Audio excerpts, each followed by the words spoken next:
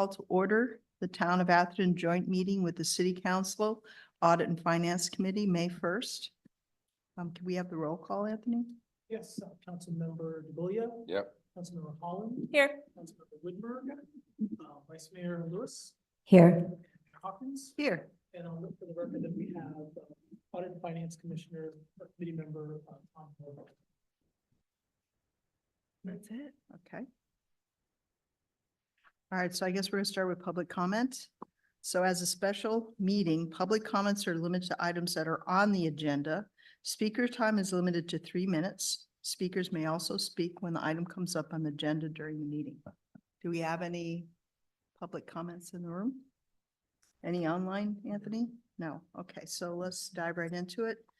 Item number 1, review of the 2024-25 special revenue, internal service funds, and capital improvement program. Report by Robert Burrow. Thank you, Mayor, Council, members of the public, and Finance Committee. Thank you. Yeah, before you today is the Special Revenue and Internal Service Funds budget study session, along with the CIP study session. I'm going to run through the Special Revenue and Internal Service Funds, and then real quick, and then we'll roll that into the CIP, the meatier part of our budget study session today. So the Special Revenue and Internal Service Funds, they include our library, our tennis fund, ops fund, our equipment replacement, government, our general liability, our employee benefits fund, and workers' comp. For the library, the anticipated library ending fund balance for 24-25 is 2.5 million. Our funds are now held in trust.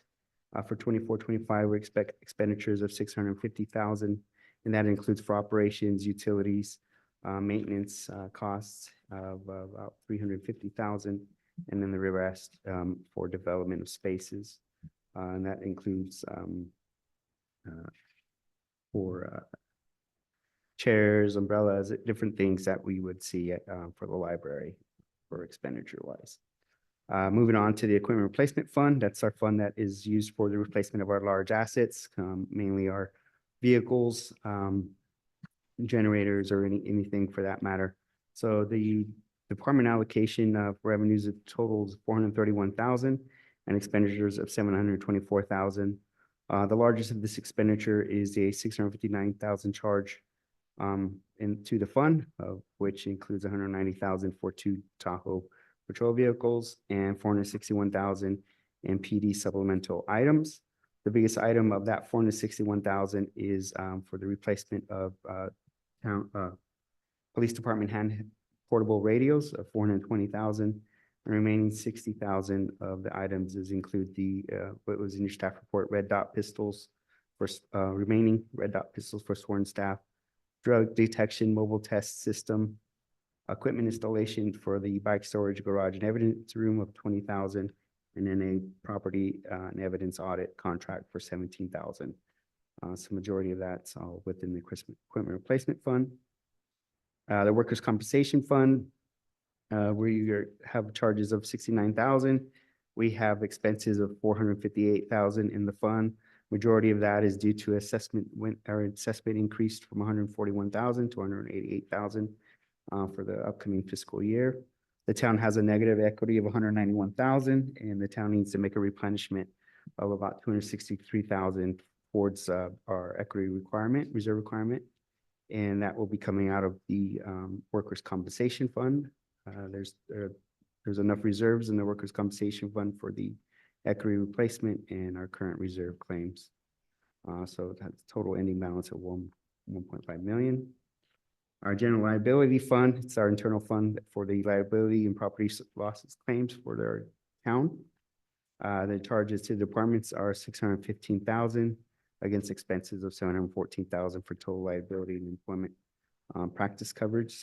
So that includes 614,000 for our insurance and 100,000 for self-retention claims. In the staff report, we budget about 100,000 in insurance claims.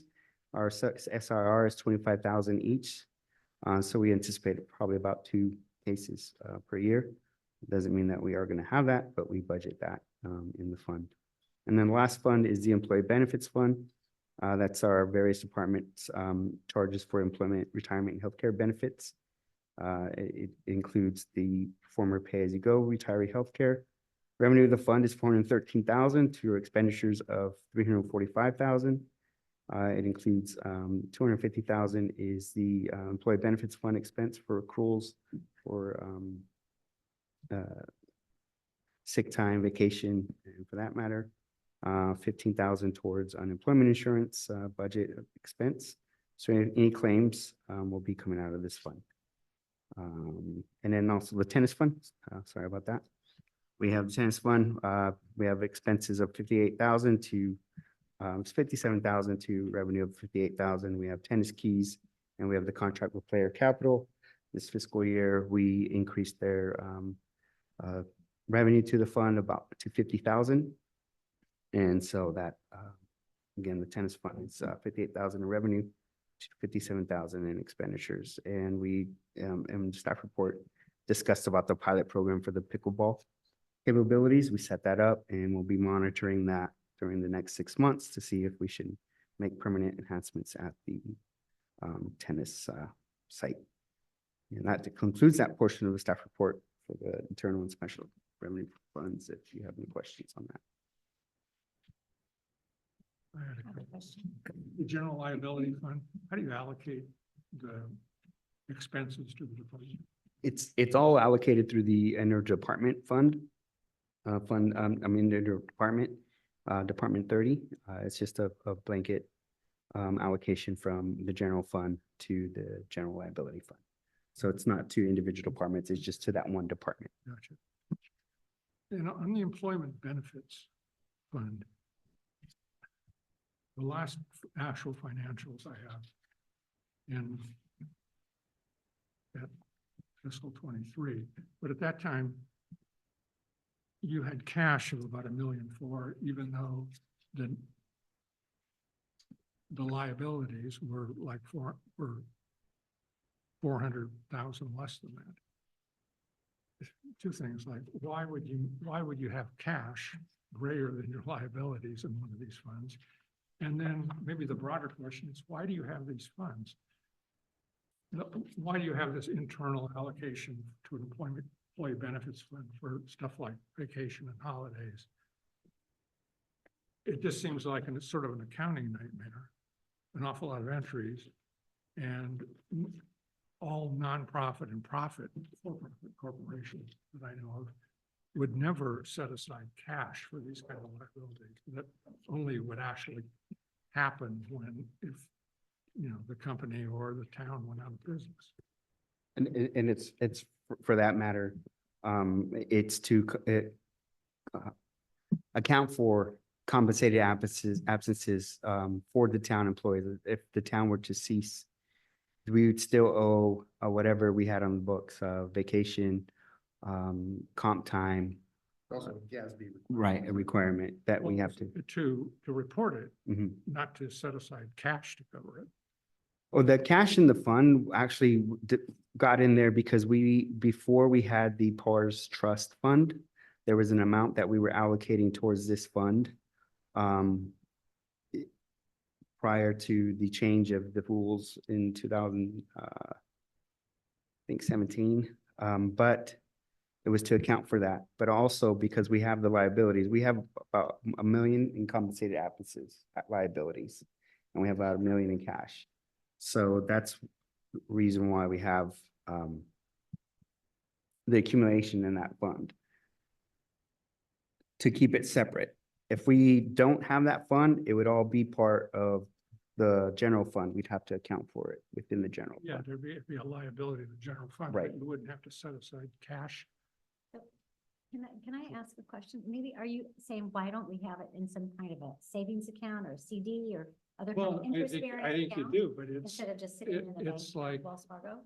to me, it's just, to me, the town in general has excess cash squirreled away in a lot of places Uh-huh. that then isn't available to do stuff like this capital improvements programs. And there doesn't seem to be, to me, a good reason for that. Because this is prime example of a liability that's never going to happen. it has to be shown as a liability, but there's certainly no reason to take cash and put it in the bank. Well, we would otherwise have to budget for, we have an employee who leaves next week, we got to pay him out his vacation, pay him out a holiday pay, compensated absences. That then becomes a general fund entry that we have to budget for every year. And so instead of doing that, we accumulate that, what they've earned in the employee benefit fund, Right. and when they leave, they get that Yeah. I required mean, payment. I guess a benefit of it is it makes it, your budget versus actual doesn't have as much variance, but it requires a lot of accounting for all these things that when you take, when there's a holiday, instead of just calling it personnel expense, it has to be credited to the general fund and debited to, Yeah. this employee benefits fund. And we do that at the end of the fiscal year. We do that when we true up, basically. We take what the accrual balance is for the year. We keep track of that, and then at the end of the year, whatever one took, that expense gets transferred.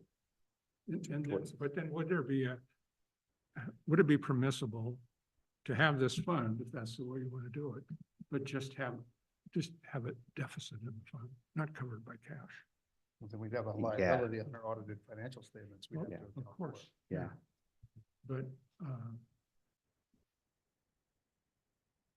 to me, I, it's a cash management thing, or, no corporation would do this because they want the cash for other reasons, and, So I have a question. Are you saying in addition to the accounting issue, yeah, which obviously takes some time Yeah. and could result in an error, but our accountants make sure it doesn't result in an error. But are you saying in addition to that accounting issue, there's an issue that if you're parking cash in one of these funds, yeah, you're not parking it in the general fund, which means it's not included in the net available fund balance, thereby reducing the net available fund balance. yeah. So it adversely impacts how much money we could be putting into a projected CIP project, for Yeah. example. Especially in this employee benefits thing where you've got more cash than liabilities, which is, I'm pretty sure it happened because in prior years, We were the skinny. charge to the departments Yeah. was greater than it needed to be. Right. So now it's built up in this fund, and if instead you had accounted for it just in the general fund all along, you'd have that much excess cash or available funds in the general fund. My opinion is that I don't think we want to look like we have excess cash in our general fund when actually it is earmarked or, it's spoken for. I mean, we really can't touch that because if for whatever reason, we have a massive walkout or layoff or whatever, we've got to pay out those benefits to those employees. We went through that in 2000. Mhm. 10. Yeah. Why don't we I'd like to suggest this because I think Tom's got some good points. Mhm. When I had a division that worked for the government, United States government, we had to do a lot of extra accounting that, say, a regular commercial project would not have occurred. But I think you've got some good points. And perhaps we should have the finance committee look into that and just come up with pros and cons along with Robert. And just come back with some ideas if in fact, because there may be something there, okay? I agree with you because I've been through it, but I've also understand Robert's side because you will be through it. But if the town were to go bankrupt, then we go bankrupt. And if people had benefits are evaporated. I don't think that's the I issue. believe that happened. It's At at Bell. Stockton. But I don't think that's the Bell. issue. I think the issue is Yeah. there's a valid inquiry here. Mhm. And I think your suggestion of referring it to the Audit and Finance Committee to discuss it and make a recommendation is a good one. I second that emotion We all agree. or the Good job. motion. It's a job. Motion. Oh. Yeah, Finance and I people have get a the So question. she gets precedence. Well, I do think I raised mine first, but I have a Not question. If you're a woman. No. I have a question about the library fund. Fireboard here. It's not cast aspersion to other Yeah, uh, Please. yes, okay. In the library fund, so I found the summary on page 13 of the library fund, the special revenue fund, Mhm. a little surprising insofar as the total revenues in 2022-23 were, well, I guess it's because of the advancement interest income the advancement of funds of 548,000, but it shows 1,480,000, whereas the current 23-24 budget is only 653,000, and then the proposed budget is only 666,000. It was no, always, that's revenue.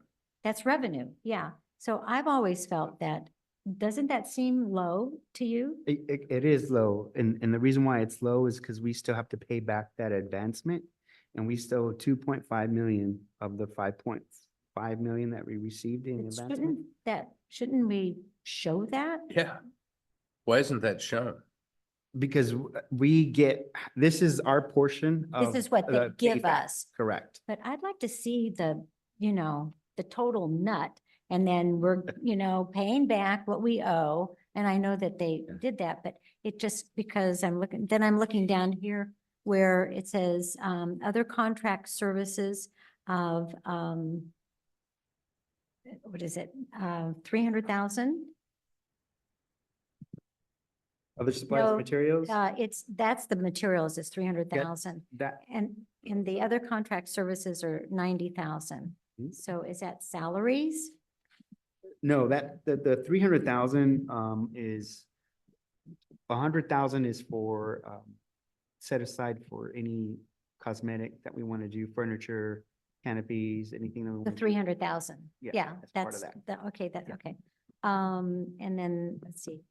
Sorry, Yeah, we're just- spending how much let me- every year? Let me jump in here for a second. We purposefully set aside an amount of money out of our share to sort of increase the amount of money that the town is retaining Mhm. for future library needs or services or programs in our trust fund before the library does the 50-50 split. So whatever money we don't spend in any fiscal year gets stored in our trust fund on our side of the Mhm. table versus at the library side where it's subject to the 50-50 split. And we're not paying back the loan from our side, It comes off first. They, yeah. but we're not showing Yeah, any depletion to pay back the loan from our fund. Correct. It comes out before that and then they remit the difference. When's it come out? I don't get it. And before they disperse the other. money. Because the revenue is coming from the county itself to Yeah. the town, they take their payback first before they do the other allocation. So how many more years do we have to go? 3. 2.5, About 3? 3. 3 more years? But we can put a summary in the Can we do budget that, that shows please? what. Because that's what's so, left it's and very what's due. Yeah, just like the overall liability of the pension, we asked you to put a footnote down. Why don't we have a footnote down showing the remaining liability to the, pay off the loan? We can do that. Yeah. Were you done? I'm done. Okay, so I have two comments, one to the library fund and one to the equipment replacement fund, but mostly the library fund. So one of my comments was the same. I think we should be informed exactly where we are with the loan and the payback. Secondly, just some of its language, and I didn't have a one-on-one with George, so this wasn't communicated, but What page are you on? I'm in the staff report on page 4. Okay. In the course of talking about, in the middle of the first paragraph of the use of excess funds for the town center project, the library portion of it, you say, as well as extended library hours of operation and some other items. The extended library hours is a old thing that doesn't apply any longer. And then I got confused in the next paragraph because you started by saying the projected 23-24 balance is 2.5 million. And then at the end, you say the estimated balance is 2.518 million, and I didn't understand the difference. I don't know what those numbers represent. Yeah. So if you look at page 13, the projection. Yeah, I'm on page 13 and so one's an adopted budget and the other is a proposed The budget. ending budget of next year, of the 24-25. So at Those the end of numbers matter. 24-25, we'll have 2.5 million. Okay, Yeah. so, Okay. so then the only other comment on the page 4 matter is I think you should give us the report on exactly where we are in terms of how much we've paid and how much remains on the loan. How much we paid in the immediate year and how much remains. And then when I go to page 13, so the adopted budget was a projection, is that right? And then the proposed budget is an updated projection? I'm looking at what the secured property tax amount is, which is obviously different between those two columns. So the proposed 24-25 is our upcoming budget. I see. The Definitely. 23-24 was what we adopted. Correct. And we haven't the reconciled. 650 is what we're proposing for the next year. And we- Okay, yeah. sorry. And we that haven't makes sense. reconciled. Then when I'm coming down. Okay, so for some reason, I guess we missed this last year and now it's 0. So I shouldn't comment. We showed $200 for gas utilities, but there's not a gas. There's no line. gap. The facility. Yeah. And then we showed $40,000 for water as the proposed budget last year. I have, Haven't- $40,000 seems extremely expensive for water for the library. Obviously it's about landscaping because it's not used inside. Right, they didn't have landscaping prior, much landscaping. Right, but we had in 22-23, we had 29,000, Correct. so. And the rates, And we don't yet have an actual from 23-24, so we're just stuck with the project. Okay, Could you bring up the thing about electricity? well, no, you can. Let me just finish what I'm bringing up. And then my final point is on the line item, supplies and materials. I understand the obscurity issue and why it needs to be opaque, but it is totally opaque. And I believe 200,000 of that is replacement for the facility. It's a fun building mechanism. Well, isn't it maintenance Oh, and okay. replacement? Like we're doing for this building at the end of at the okay. bottom line of our, that detailed spreadsheet. That's for maintenance and replacement. Of course, we understand to replace this $20 million library at $200,000 a year will take us 100 100 years. years. Very long time. cosmetic. Uh, improvement. Isn't this built to last 100 years? It's- Wasn't that what you guys did? Yeah, but we're gaining money with regards to every year. Once we get this thing paid off, we're gonna be gaining money into our fund. But we have to maintain this building. That's like 800,000. a And year. we have our heating system over there, so that's gonna be costly. We've Well, no, had but problems that's what with it the already. 100,000 deals with. Yeah, yeah. Mhm. The electricity. yeah. That's, okay, so should I give my comment So- on the? The Other one is- electricity is the bill, Correct. the utility bill. The 300,000 is a facility replacement fund and other equipment at the library. Seemed. No, but we've got Supplies and utilities material, of that's a lot 105,000. furniture, deck That's what furniture. it costs. No, I understand. annual Well, that's what we're basis. projecting it. Correct. Just throw them out every year, get a new one. Little cushions, I have a a massage table. question as it relates to electricity costs. Where are we at on solar panels? Coming.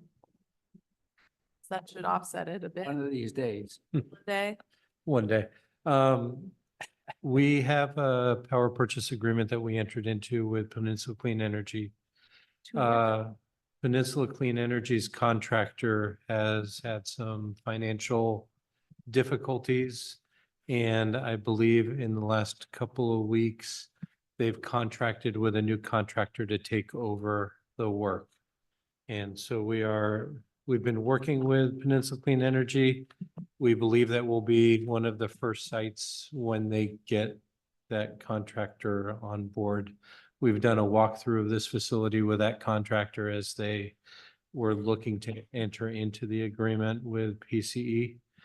But we have been doing what we can to encourage them to move faster. But at this point, I think, Rick, you're nodding your head, so I'm assuming that they have they've executed the agreement? Oh, totally. They've replaced the prior contractor. The contractor failed.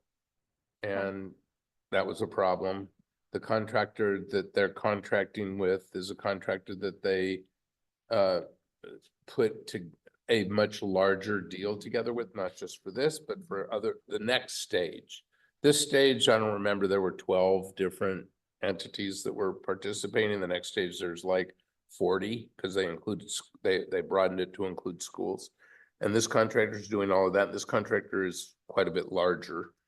And they're now taking over the first set of contracts, which we were included in. I think there was one or two that got through before the contractor failed.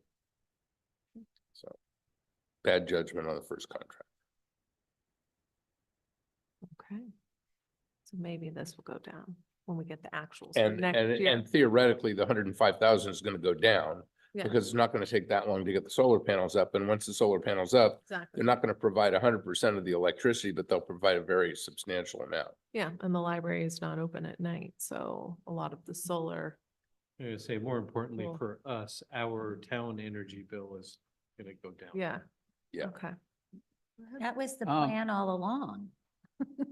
So, I know that we've been jumping around, so You're not might as finished. well do that too. You have the comment in here on the project down at the school. And one? at the end, it says. What page are you on? I'm on please? page 11 of 59. 11 of 59? Yeah, there may be an Okay, opportunity thank to you. request support from the school district to fund the project, is my understanding. That's on the CIP. That's not what we're That's not what we're talking talking about. about. Well, I now. know, but we went from page 4 to page 11 to 13. That was on the library fund. Yeah, Okay. and he needs to go ahead and finish his presentation. right? Okay, But Sure. wait, no problem. I've Not got, a I've got problem. one comment on the Okay. replacement fund before we do it, since we're addressing all of these first. I think that would be very helpful if you could give us a one-page chart that show, and actually it would be really helpful to see it over multiple years, that shows how much money is in the equipment replacement fund. And then when new money is added in, which I think we add in each year, and when money is taken out for this vehicle or that vehicle or this set of equipment. And I mean, I don't care about the minutia. You can aggregate the minutia into a miscellaneous, but the big expenses, it would be really helpful to see how that chart flows and changes. Okay. I agree because I looked at the police replacement fund, equipment replacement, and in 2022, this is on page 14, 2022, 2023, it was 422,000. And then we only adopted 245,000 in equipment replacement. In this year, and I don't know what it is yet because it hasn't been audited yet. But then we increased it to another 300,000. I can understand 2022, 23 because we were kind of gearing up for this new facility, but So the top end, the numbers you're That's- talking about are the revenue side. Right. So those are charges to the various different departments to pay for equipment replacement purchases. Right. And then the bottom section are the actual Expenditures. purchases that are made in each of the categories. Aggregated who are- up who's into each paying for category. this? So on that, the 422,000 that you had mentioned, Mhm. of that 422,000, 208,000 of that was donations to the police Donations. department. For the revenue. But So, we can't- yeah, as a revenue. So 136,000 was for the drones, 20,000 for the wellness grant, 41,000 was for a BMW, 10,000 was for the alarm system monitoring. So it wasn't actually 445 that was charged Okay. to the department. right. It was 208 Revenues.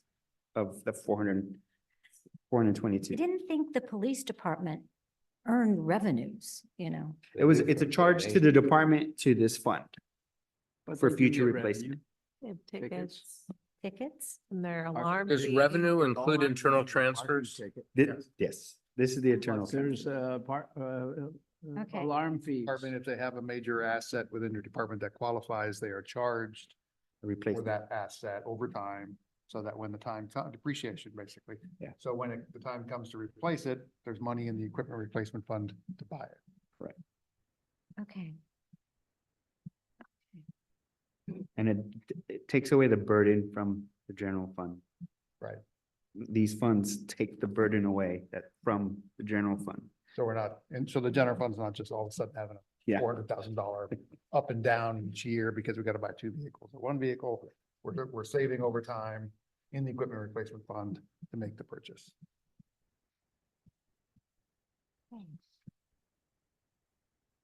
I'm done. Well. and that's- Are we going to the Are we going to CIP? CIP? CIP now, EIP. starting page 8.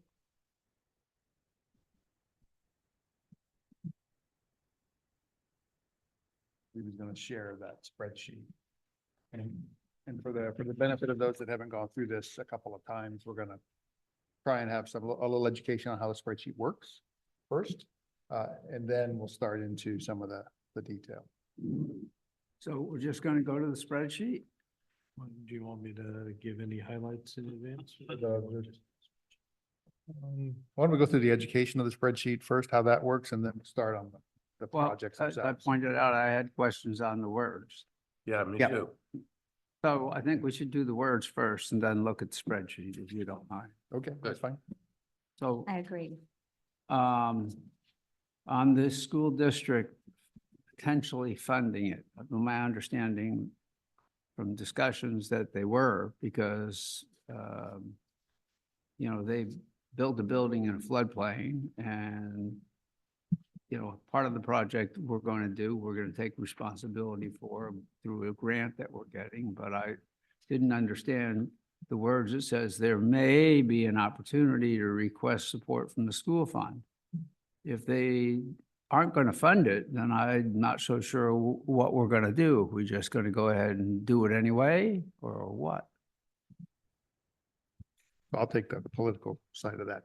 So the water that comes down the channel is the Is town's water. ours, yes. And when it overtops the channel, it floods an adjacent property. So that fixing or remedying that problem is our concern. That's where the grant came in. They may have built in a flood zone and there's a pipe that runs under their property and they're responsible for maintaining that pipe, and that's our argument to them. They haven't come back with anything that proves otherwise. The grant was for a request was for a 2.45. 2.45, and what was actually funded was 1.38. And so there's a gap there, but we still don't know exactly But- what a design solution would Was be. 2.45 our projection on, maybe our joint projection with the school district on what it would cost?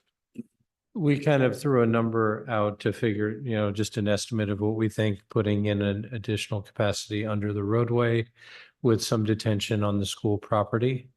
We had, I think the actual grant request was about 2.2 or so. Oh, really?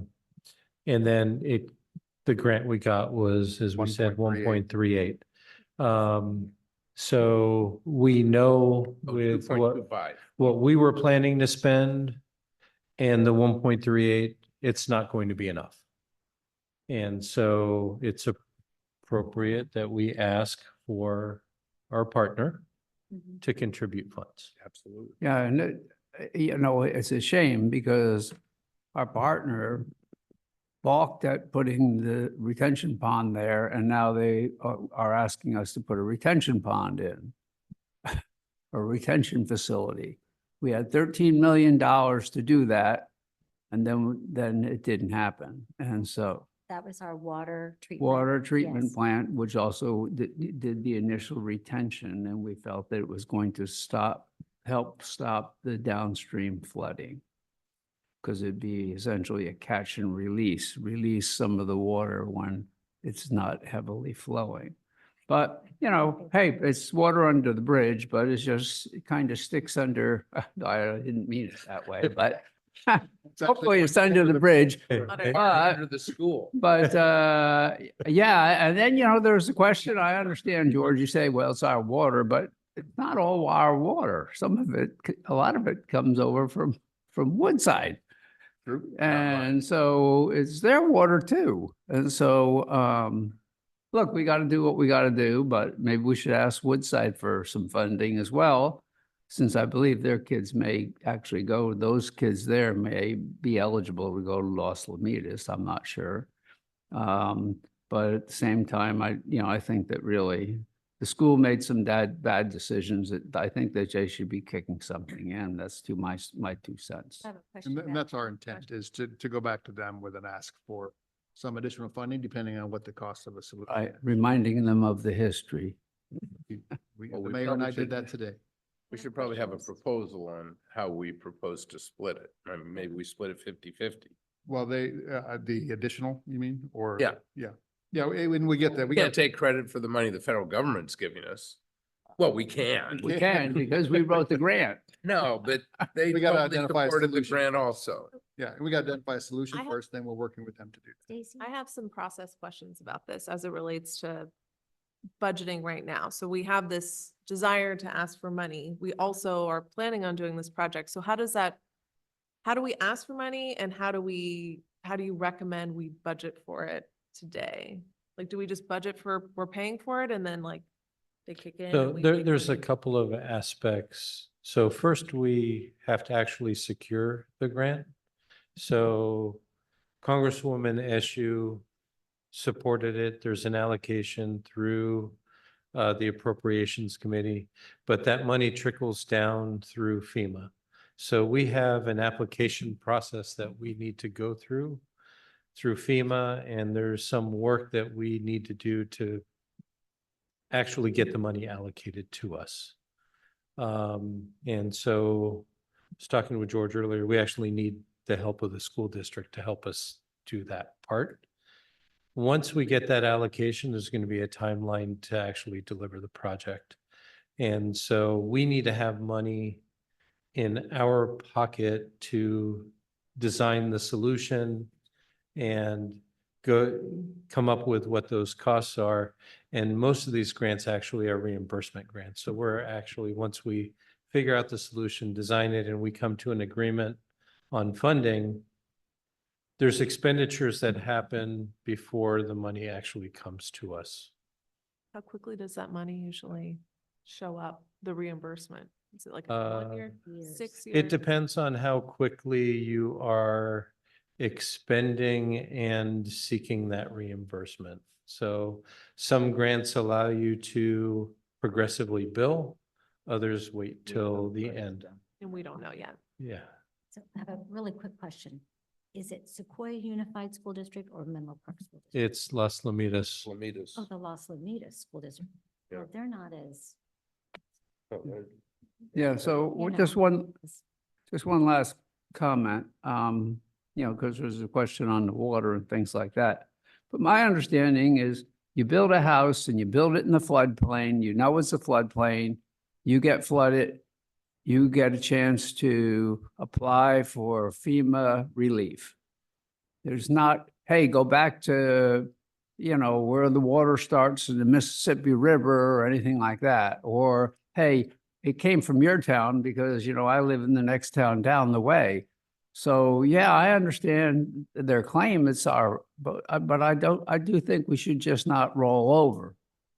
They built in a floodplain. They knew they were building in the floodplain. They had been flooded there before and they did essentially nothing. And now they want us 100% to fix it.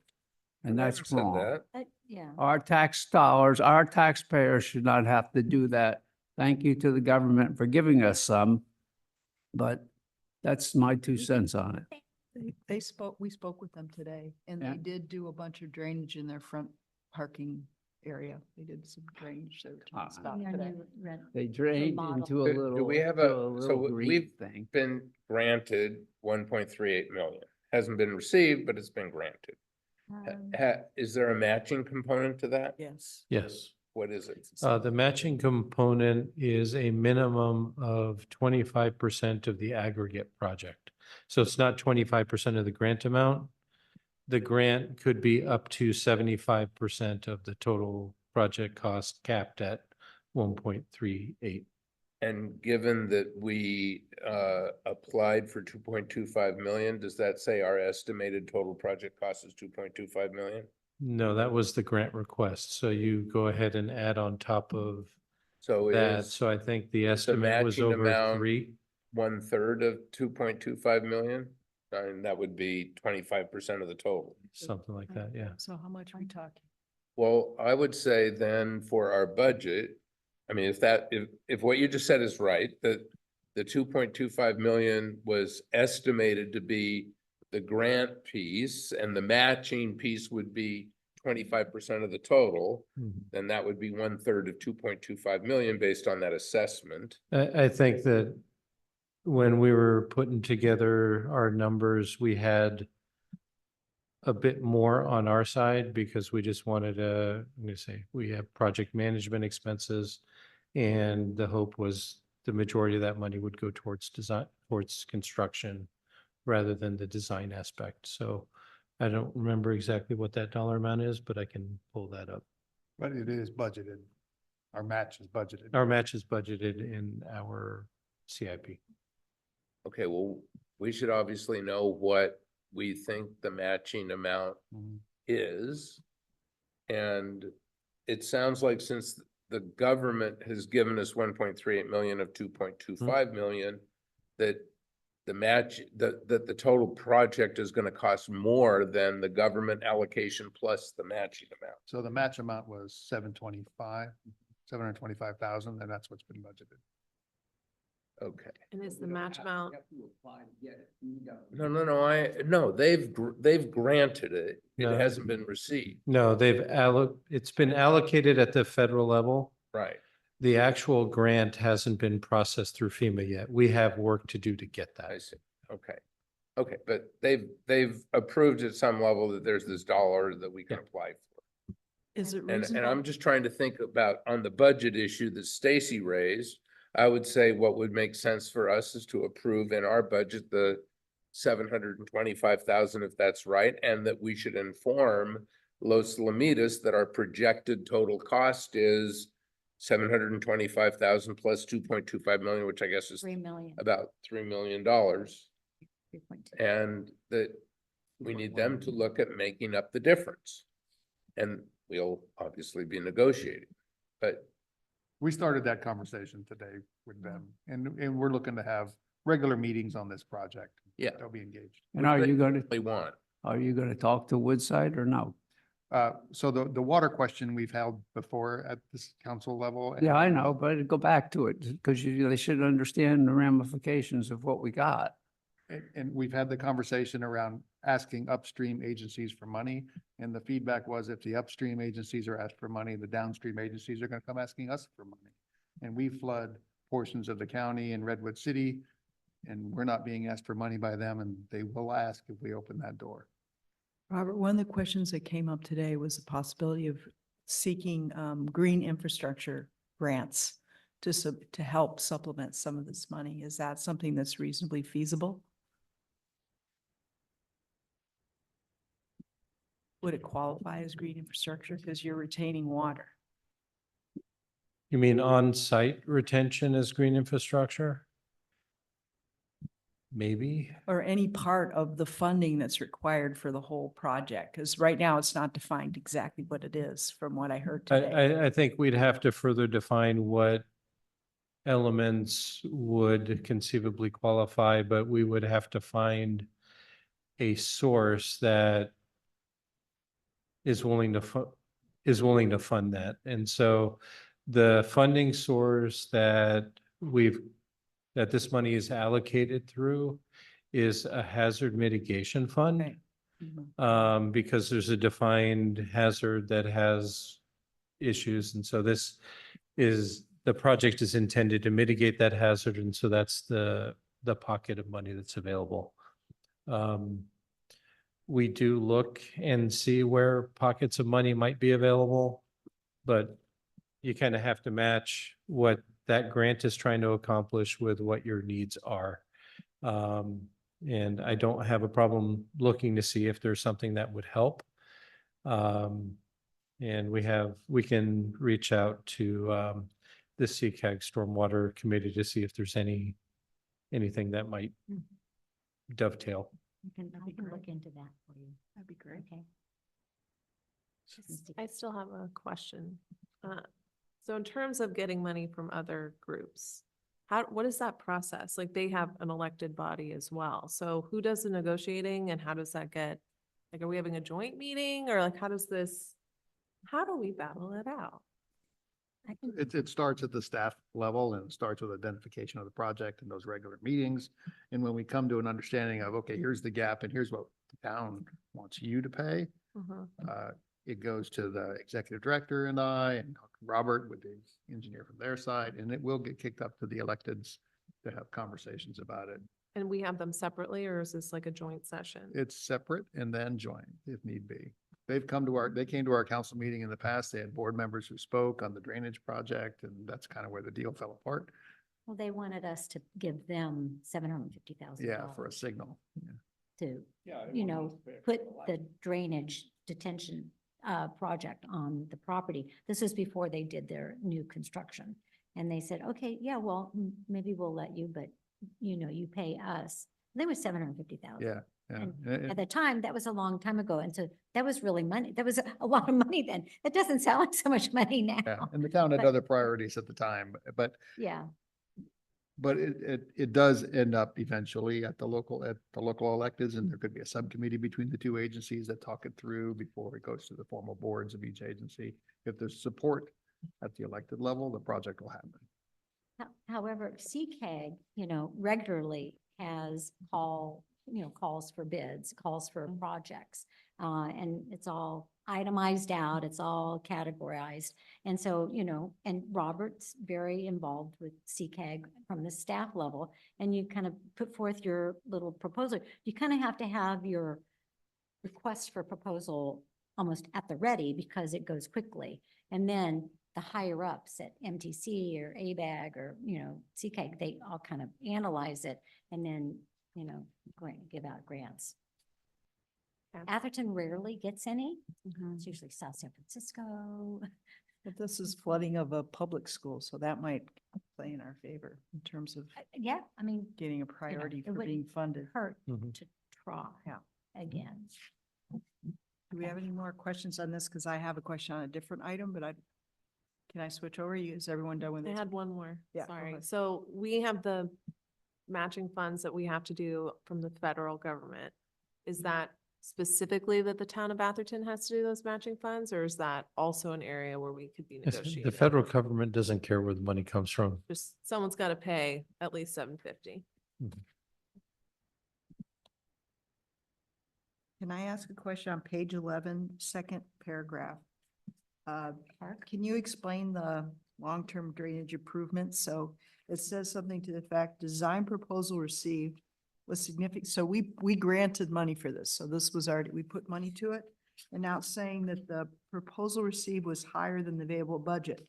So what does that mean? Did the whole project come to a halt? And can you explain that? I don't understand that. Are you Okay. talking about What the are you park talking master about? I'm plan? talking about. This no, is I'm about the talking El about Camino drainage Real. I along believe El it's Camino that the we El Camino funded Real. last year. Okay, Paragraph 2 on page 11. Oh, I'm happy to speak with that. Yeah, please. So we put out a request for proposals for design services. The current year budget, I think, was $200,000. The proposal came in at 6. So yes, so we are trying to figure out how best to deal with that, and our intent, because it is evaluate, conceptualize a solution and design a solution, and we don't know exactly what that solution is. There's a lot of gray area for the consultant, and so they're covering So our initial thought is we're going to go back to the consultant that made the proposal, scale back and maybe do that initial, figure out what that solution is, conceptualize it, come up with the estimates. Don't do the design right now. And so we'll come to an agreement on what that cost would be. We'll come to the council, get approval to enter into that agreement. They will then develop that solution. We'll figure out what solutions, options. We'll go through what those are with dollar amounts associated with them, figure out what we want to do, and enter into a design agreement for whatever we think is appropriate after we kind of know what our options are. Was there more than one bid? There was only one proposal received. And it's so, let me understand. So we granted this money a year ago and here we are a year later and the whole project went on hold and we're only hearing about it right here. That seems odd to me because I thought that was something that was already in the works. So how come it doesn't bubble back up to us that we have this problem and that, your decision, it's a year later is all I'm saying. The money was allocated this fiscal year. You are correct. I'm going to say, I apologize. I am behind on a variety of capital projects. And this is one of them. I do have some project management support and that person helped put together the RFP. We put it out. It's out for a period of time for design consultants to take a look at them. And the proposals come in and we're at the point now where we've received it. We've reviewed it. And now we have to negotiate something with the Can we consultant. get more people to bid? Could we broaden our scope of people? Because if you only get one person bidding on a project, then you're at the mercy of whatever they want to charge. So is that something that this is so specialized that there's only, I'm not going to say it's necessarily so specialized, but consulting firms pick and choose what they're interested in. We just did, right now, for example, we have the request for proposals out for qualifications and proposals for the Upper Atherton Channel relining project. As part of that, we had a pre-bid walk this week and 4 firms showed up for that walk. So it's a bigger project than this one. And so there's more interest in that. And I'm gonna go on the flip side. We also have the RFP for event management services and nobody showed up for the pre-bid meeting. Nobody's called to ask any questions. We've sent emails out to folks, but So 2 things. I think we need to establish a process of how we're gonna go through this, and I think going project by project, and I don't really care how we choose, but so I think we should stay on this project until we finish discussing it and then move on to the next one, and you can decide which ones to go to in what order and all of that.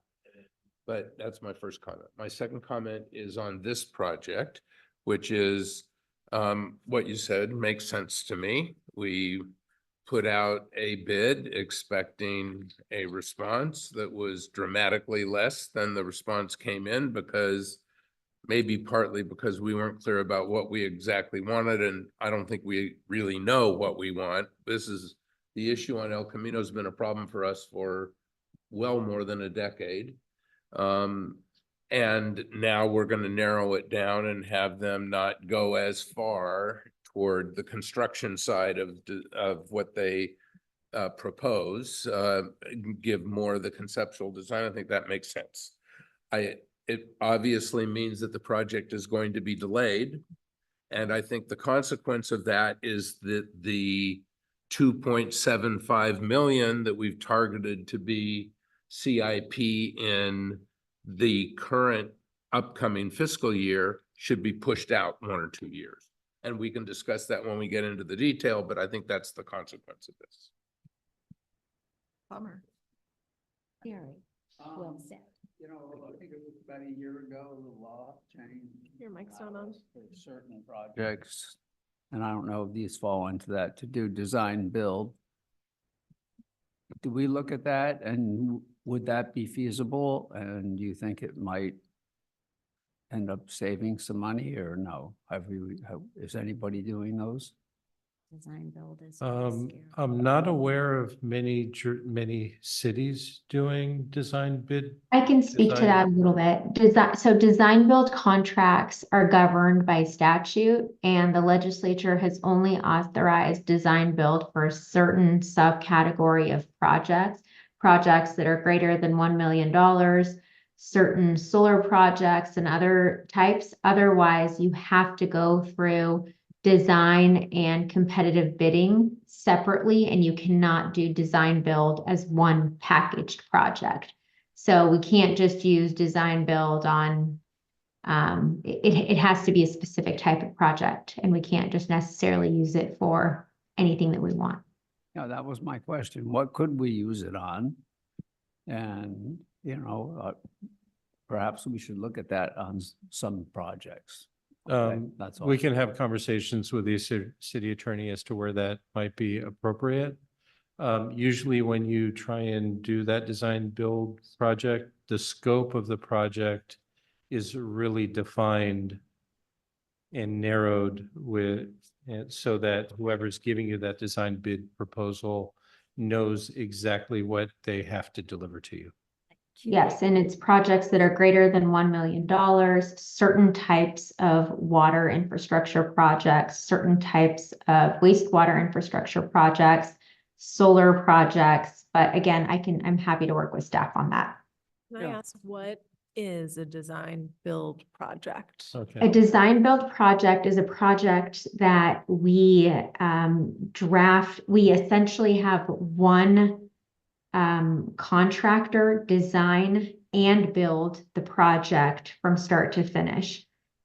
Typically, what we do is we have one consultant design the project, and once they finish the design, we then shop the design work, and then we bid that design and have construction contractors bid to construct it based on the design work of a separate third party. So it's two separate contracts by different parties, but design build is one party doing the design and the construction together. And the logic behind it, and the reason why the state of California and the legislature typically does not want us to be doing design build, is for two reasons. One, they think that from an economic perspective, they want everything to be more competitive. And they think that if you break it up, that it'll get you a better price. And secondly, from a liability perspective, if you have a consultant doing the design work and you have a contractor doing the construction, if there's a potential defect with the design work and the contractor who's building it, you can more readily be able to see where the design flaw is or where the construction is. So there's public policy issues, pricing issues, and so forth.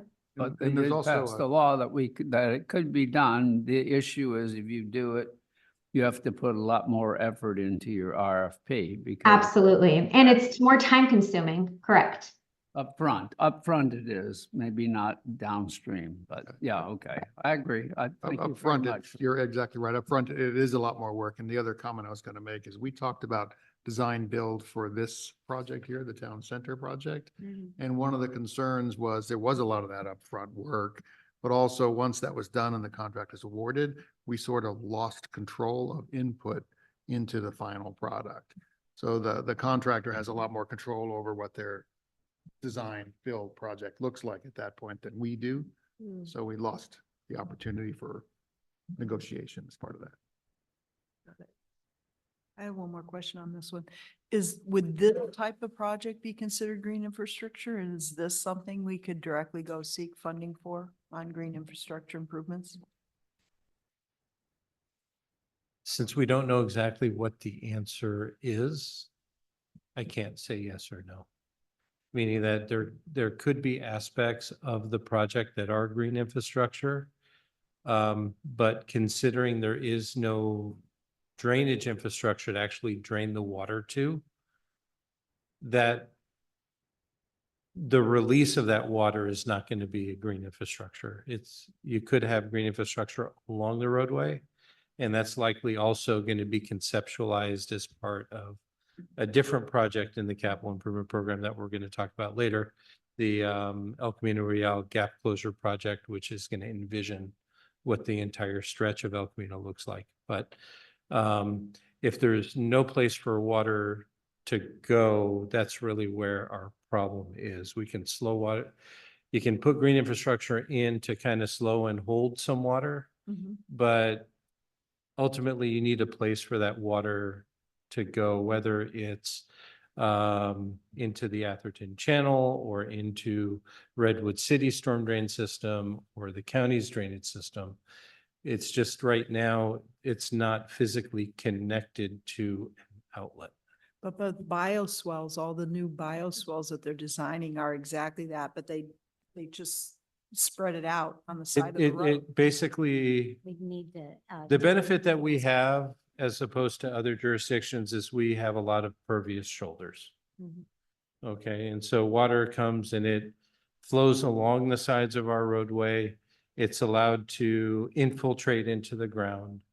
The green infrastructure, what it does is it actually creates more area and depth and allows easier infiltration than what currently exists. But each of those biotreatment basins has a limited capacity. So once they fill up, if you don't have a drain for the water to connect to, water just basically will continue floating down the street. True, but all along that Stockbridge, for example, private residences are building these kind of green infrastructure troughs along, Yeah. right on the edge of the road. And it seems like that might be a solution, even if it's not a full solution, it's a partial And solution. we require as part of our development process with full site developments for them to incorporate that into their projects. But maybe we should look at it ourselves, is what I'm saying. And we are, and we have other projects that we are, and I think we have money in the CIP allocated towards green infrastructure in a couple of spots as well. Okay. I have a comment. Go ahead.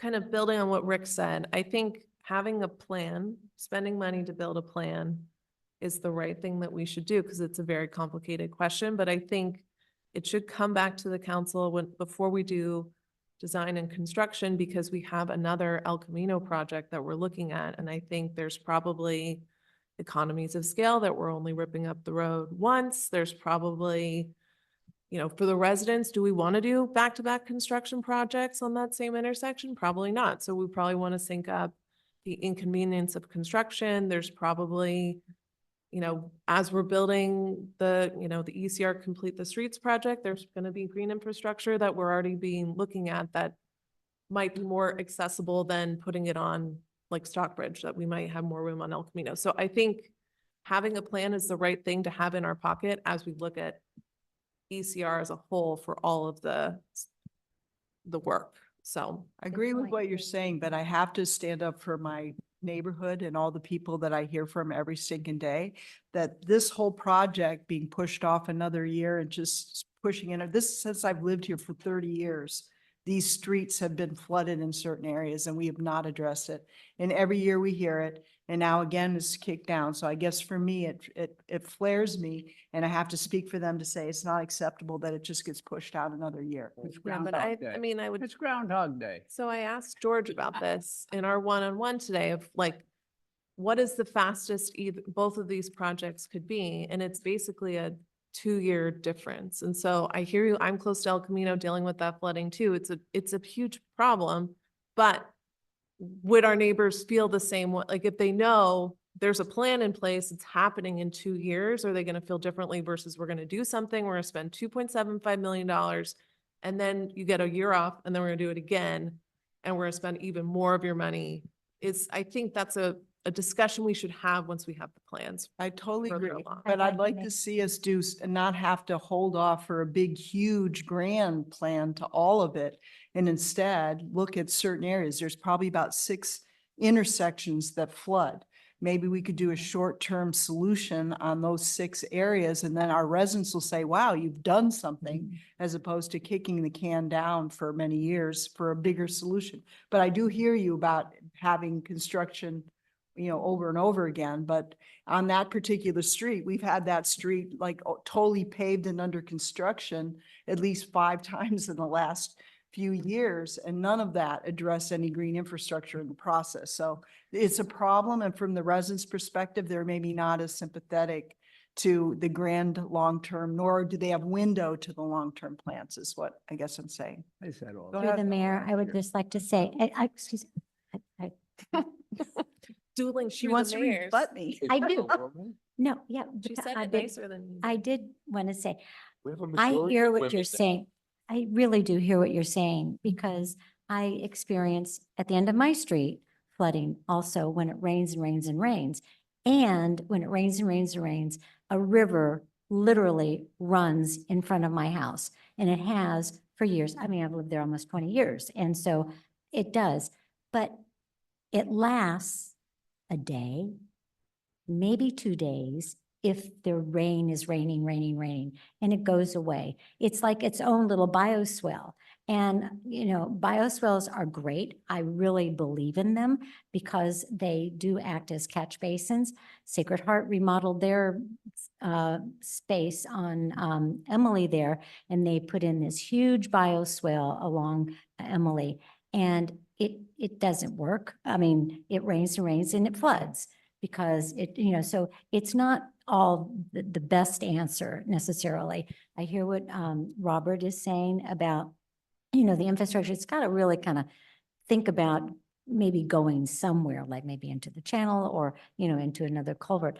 I really am a big believer in bioswales, and I think that we can, especially with this GAP project coming, we can integrate it a lot better if we work together on it instead of doing one another, like a patch job.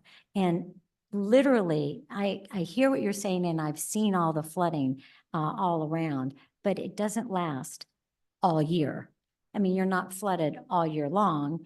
You're not flooded.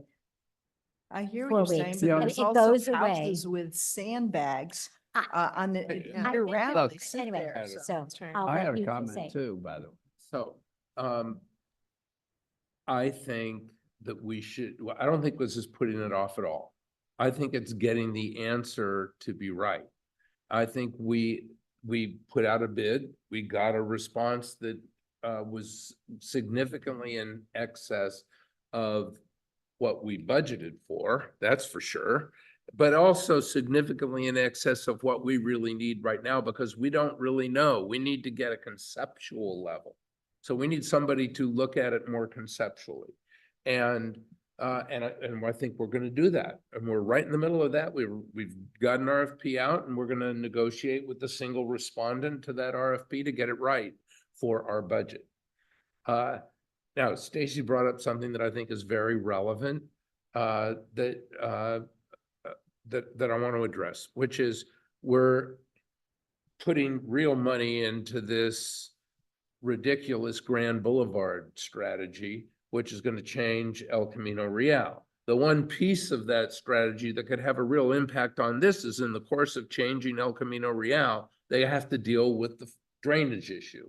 And if they're going to deal with the drainage issue, why shouldn't we coordinate with them in the course of assessing what the right solution is for the drainage issue on El Camino Real? And if in fact there's going to be dollars that come into El Camino Real as part of this grand plan that are going to impact the drainage, why should we spend $2.75 million immediately before they're going to spend $60 million on their Grand Boulevard It's Sa- concept? San Mateo So- County. San so, Mateo I County. I've think- heard concept and the timeframe. And we don't know what that's gonna be, and I'm not saying that it's going to be completely terrible.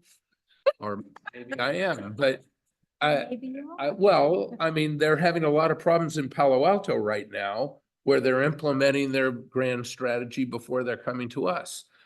So we get to see what happens there, Menlo just Park. like we get to see what happens in Southern California with the housing element. Right. So, Okay, but for this issue, I would say the minimum of what we should do is push off the 2.575 million to not this budget year where we really put real money into a budget, but to the next year. I actually don't think that money is going to be spent until the year after that, which is about when the complete streets thing is going to figure out what it's going to do, and we can assess. And we may want to add more money to the complete streets thing to get the drainage right for us. We don't know. We don't know what's being proposed. But I think to address your issue about the timing and the concern of residents, which I hear that also. I think if we push it off just 1 year from this current coming year to the 25-26 year, it's still right there. But I think it's gonna take a year for us to figure out what to do anyway. So I don't think we'd be spending that money in the next year. So I think that's the right solution. Well, when we went over the budget, I brought this up and said, let's put some money in there. We've been just putting up flooded signs for years. People's houses at the El Camino side are getting flooded, have gotten flooded. They've come to the, Mr. Rogeria's house. yeah, Rogerio, I- yeah. I And had- so, I went out and put sandbags Yeah. at his house with my grandsons one day. right, so that was very nice. And so anyway, I hear you, Rick, and my heart agrees with you. But I do think that we need to do something. It's not, and by the way, it's not just El Camino. Middlefield floods too, by the way. Yeah. And so we need to look at some things and see what we can do now that shows some progress, but not the final result, but that does improve the situation. Now, it could be, I don't know, I didn't look, well, I know I did look actually, what we were going to do with regards to the paving of our new streets and things like that. But if we could raise the elevation of those streets as they're coming off of El Camino, that might keep the water on El Camino flowing the other way. I don't know. One other thing, sorry, if I might just interject, one thing to keep in mind about this project is it's along El Camino Real, which means we do need state approval in order to do our drainage solutions along El Camino Real, or even touch it with, changing of the slope of our adjacency streets. And if they're looking at this gap closure project at the same time, they're going to want those two projects to be coordinated, and they may just say, no, you can't make any improvements along El Camino because we've got this project moving along. So we Yeah, could run into that. But George, as we- we've heard about Grand Boulevard for years, ever since I've been on the council, which has been 14 years. Grand Boulevard's always been the front of the line, It's called okay? Complete the Hale County. Streets It's program. This isn't the Complete GBI. streets, it's Yeah. not the Grand Boulevard. Right. What's the gap? Mr. DeGoya misstated, and it's not the Grand Boulevard Initiative. It's Right. San Mateo County, all the way from South City on down El Camino. They're wanting to connect it with a bike lane. It's called Complete Streets. Okay, do they have the money to do it? For And are they starting to look Well- at it now, or are they gonna leave us and we're just gonna, So I'm Graduate just going to interject. We are the ones that put forward the grant to look at El Camino in Atherton. And so it's our grant. We're working with the Transportation Authority and our neighbors, Menlo Park and the county, at what this stretch of El Camino is going to look like. It's undefined. We're doing the public outreach now. I think we had folks at the birthday event to collect input. But as directed by the council when we applied for and accepted the grant, we're kind of leading and trying to get the vision that works for us as to what El Camino Real is going to look like. Yes, there's the Grand Boulevard Initiative. Yes, everybody wants Complete streets. complete streets. We want complete streets too. We just need to figure out what that looks like here. yeah, it's not as So, complete, it's not as um, complete as what everybody else wants. But getting So- back to Mr. DeGoya's recommendation is to push into the further year, the budget number. Right, but we could also, Robert mentioned, we could divide that up so that we could make incremental steps. The current RFP is in the current fiscal year, 23-24. We could extract out actual design from the 2.7 into the 24-25 year and then push construction into the 25. As long as we We're don't not- reallocate Does it it to make something sense to else. do design before we know what ECR's big plan is? Right, Like, we'll I don't be- know we'll what be drainage closer to design that. is. I mean, Yeah. right now, I said, right now, that planning level effort of El Camino is underway and the timeline is within the year. That's going to be defined. So things will Sync up. dovetail in, meaning that we're going to conceptualize what our options are. And conceivably, they can fit into that, be integrated into what the concept is for El Camino. And vice versa, there may be things that come up in the planning level for El Camino that might influence the drainage side as well. And the design component for the gap, or the design component for the gap closure project and the actual construction is going to require a local match. Oh, That's- that's. It's a big number. But some of our work up to it may be part of that process. We could look at that as well. I guess just to bring it back, this is something that's important to our residents, and the sooner we can get any part of relief for those people or see some Mhm. changes, even if they're minimum, would be really awesome. Okay. Did the RFP include short-term measures like bioswales and It, whatever? it includes looking at what real solutions are. And on the bioswale side, we have other projects like the Selby Bike Lanes project that's going to be putting in bioswales along Selby. That'd be Um, awesome. And then we also have, as I indicated, as folks do their developments, they're required to incorporate green infrastructure on site for full site developments as well as along the frontage. And Do- aren't they required to put in huge underground? Well, they have detention their detention systems per Okay. our requirements as Right, well. right. But I think the biggest concern is the stuff along the street. Mhm, So, mm. Okay. Do any of the paving and things that we just approved at our last meeting trigger any green infrastructure requirements? no.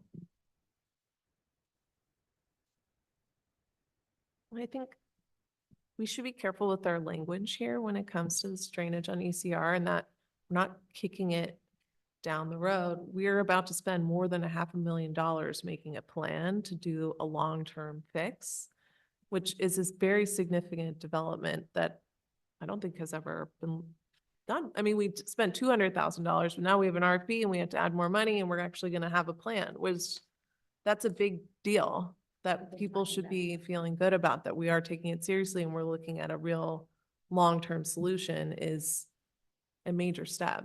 It's not an immediate fix, but it's a real fix. So, Easier to apply for grants when we have shovel-ready projects. yeah. Already, yeah. That's what CCAG wants, shovel ready. Okay. Moving on. Next, moving on.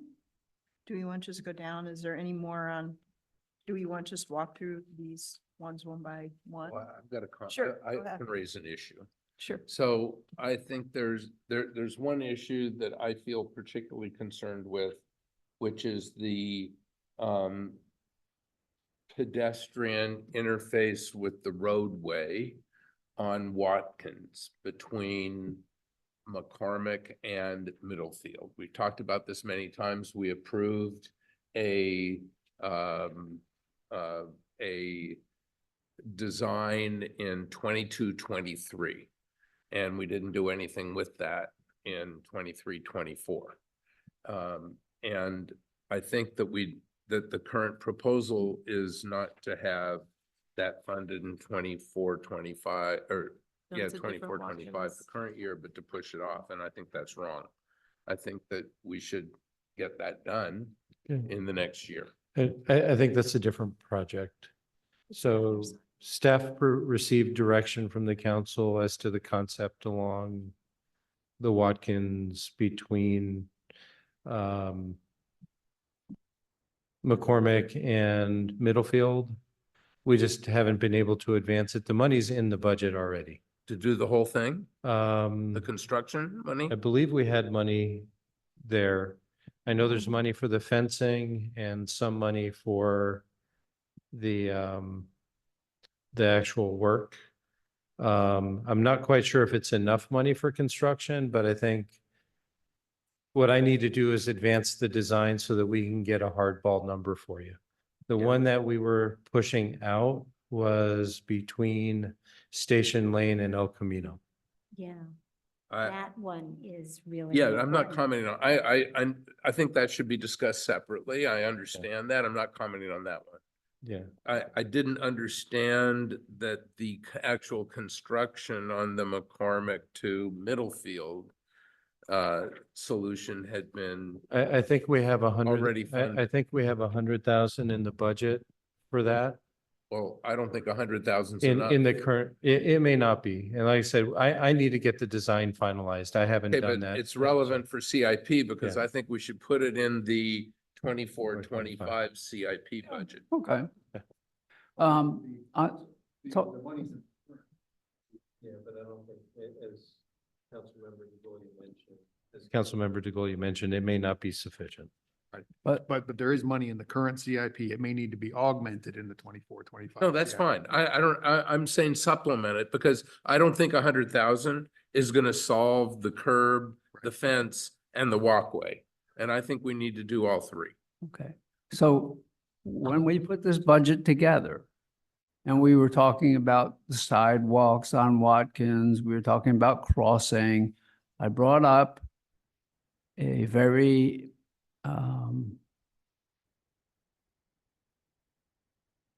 I won't say dangerous because we're not allowed to say that, but almost dangerous.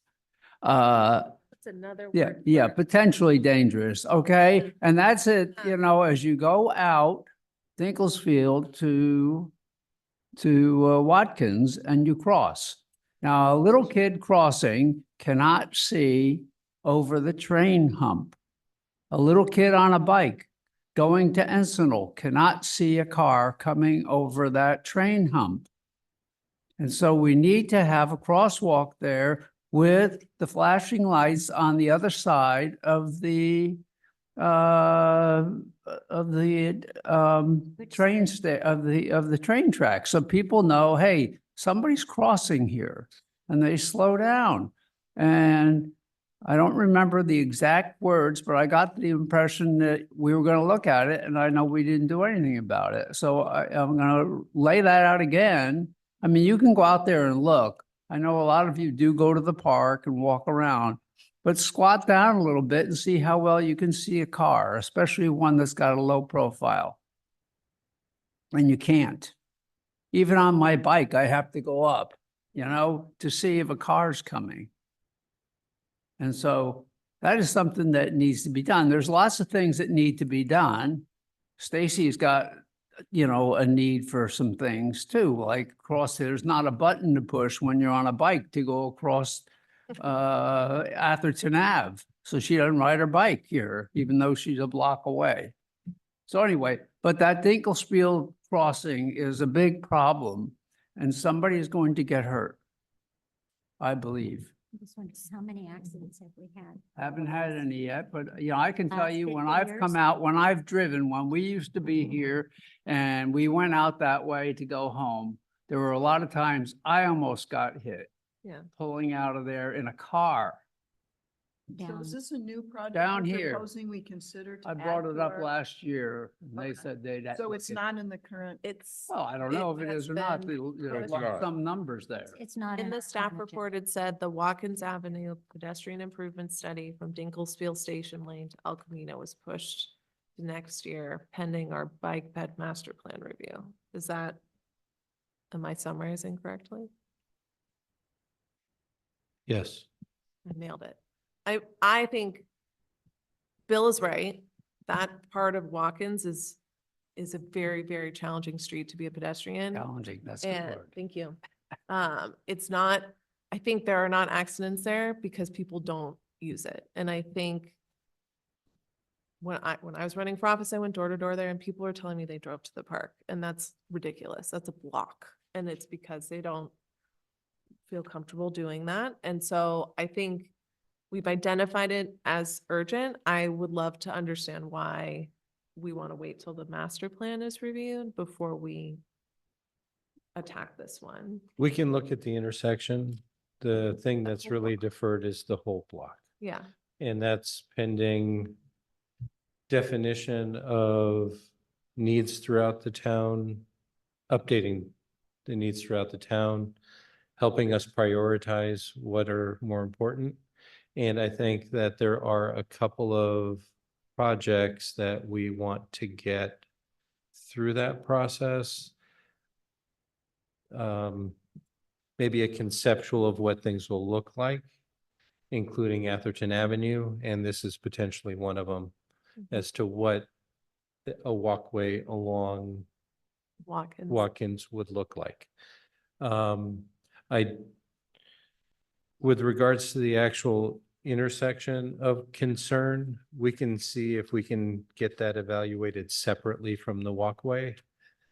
The area of concern that I have is going to be similar to what we were encountering at that intersection there, is that when you do work around rail crossings, there are real limitations as to what is permitted by the California Public Utilities Commission. So we had asked about, for example, putting a stop sign on the approach at the Fair Oaks crossing, and the answer was no. There will likely be a similar response with regards to, let's say, putting a rapid flashing beacon, with that being a conflict with the train Yeah. lights. Yeah, you don't want people. And trapped. so, again, we can try and further something and see what conceivably could be done. But we will need approvals from others to do it. Maybe we could do a little overcrossing, little pedestrian bike bridge. When we so- were Great talking about separation. that, I have a question. I talked about going underneath the tunnel. Well, Well, okay. Those flags. Can't do it So next is to this channel. proposing that we broaden what is currently being proposed from Dinkelspiel to El Camino to be from the railroad tracks to El Camino? Or is No, this I an think additional It's separate proposing this project? to separate the Dinkelspiel to El Camino into its own analysis after we've done the bike ped master plan. And in the interim, focus on how to improve the crosswalk near the railroad tracks. That's a separate item there. Yes. But I brought it up last year and I got the impression that we were going to be looking at it this think we year. We heard- didn't, but hopefully we're not going to ignore it this year. Well, is So I- it proposed to put in the 24-25 budget? Yes. No, it's saying in the staff report, it's shifting it to next year. So I'll make a suggestion. I think I'll have operating money to do the study. And then following that, then we can have a conversation about what that answer might be and if you want to fund it That Okay. sounds good. Thank you For very that much for intersection looking or into for that it. whole street? for the intersection. For the whole street, I would propose that it be incorporated into the bike ped master plan to outline what that walkway would be. It's going to impact a lot of residents and their frontages It's and gonna impact their parking, which is another. and the And, parking and if other you things. say that, many people don't use that. Most people use that crossing that are coming from Lindenwood or from Lloyden Park, sorry. Yeah. And there's a lot of people that walk there, It's a lot of including people some going of to the park. our employees, right? Maybe we should just close Watkins from traffic altogether and Been make it proposed. a pedestrian boulevard. Yeah. I think that might be the It's going to solution. end up being closed when they have all those That- Except trains People coming wouldn't back be and able to get to forth. their homes. You won't be able to get through.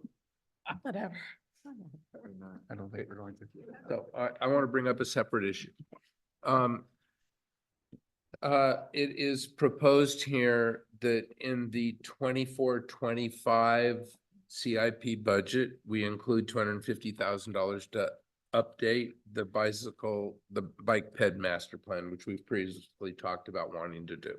Page Uh, 10, I, page 10, are you talking about? I'm looking at page 55. Oh, 55, okay. So pages 55 to 59 are very useful because each of those pages shows the proposed amounts for each of the CIP for the years. And what I'm bringing up is not just the bike ped master plan, I'm bringing up the subject of updating our master plans. And I think we need a forward-thinking assessment of which master plans we should do and in what order. And I think it makes sense for us to do one a year rather than to do multiple ones in a year because they're very significant to update. And in the past, we have a problem with some of our current master plans because we did more than one a year. Yeah, I agree. So, my proposal is that we do the bike ped master plan in 24-25. I think that's the most urgent one to do. And then I'm just bringing up for discussion whether the next year we should do the park master plan or the drainage master plan. Drainage. And the drainage master plan is a much more significant master plan than the park master plan. Yeah, But- my vote is for. Wait, drainage, let me, too. can I Yeah. finish? Yeah, go ahead. But, we've been actively doing a number of CIP issues, both in the area of drainage and in the park. Mhm. And the park is really out of whack with what we're doing. I mean, we did the circulation plan. That was in the park master plan. The next big thing we're gonna do in the park is the children's play area. That's not in the master plan. And what is in the master plan are things that we aren't gonna do. And at some point in the relatively near future, we're gonna run into what to do with the play school because she's not gonna continue to run it forever because she won't live forever. And I'm not necessarily advocating that we do the park before the drainage. I'm just saying, I think on the drain, I mean, I have things to say about the drainage master plan that, I think we totally blew it on the drainage issue by not putting the water treatment center in the park. Well, I think was the worst decision this council has made in 10 years. But it's a drainage master plan issue. So I'm just laying out my thoughts. Yeah, I agree with it. We've got two important master plans. I think we should do one the year after next and 1 year after that. And I've raised the issue. So I want to comment on I think those are all very good points. But what if we as a council or we created a study group to review the park master plan as it is, instead of starting from ground zero and creating a whole new master plan and saying what elements of this park master plan we're not going to do or are good to do and focus. And, I think the plan, yeah, just. Why don't we ask Yeah, the you Park have a and Park Rec and Rec Because I committee don't first wanna, shot at it? Park and I've Rec committee. spent hundreds of thousands of dollars into a, big park master Well, we plan. can ask the Park and Rec Committee to give us an opinion on that. And then if we think we need a subcommittee, we could I do think that. that's a good idea, That's what I just said. So, but you just, yeah, I said, why don't we give it to the Park Committee? well, Yes, okay, yeah. good. But anyway, on the drainage, I believe the drainage is important, maybe not as important as bike, but the drainage should happen no later than the following year. We have done a lot of things. I realize we still have drainage problems, but we have done a lot of things since we made this plan. First off, we clean the drain every year. And we had residents also taking things out. The water is flowing, even though we've had torrential rains, is flowing a heck of a lot better. And maybe some of the projects that we have in here are not necessary. So I would like to actually get down to that because we keep running around saying we got to spend $40 million on the drainage plan, and I don't think we need to. So I don't want to have a $40 million project sitting out there that, you know, we're saying we need to do. So bike and ped first, yeah, definitely. Drainage plan next, and park and rec can come back with, we're not doing these things for our review and approval, and we can take those out, and then we can get into, find out how much work it will be to do a park plan. Yeah, I agree. I mean, I just think that spending hundreds of thousands of dollars for a consultant to come in and do another master plan for us.